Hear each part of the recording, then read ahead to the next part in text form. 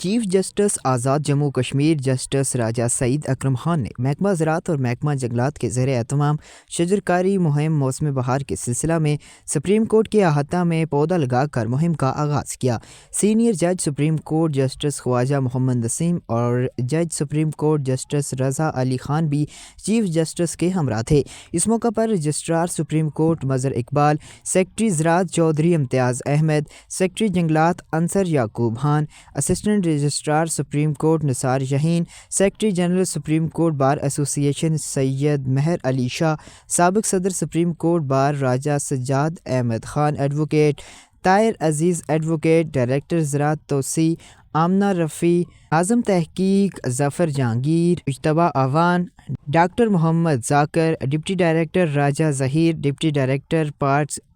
مبشر safe اور دیگر متعلقہ حکام بھی موجود تھے۔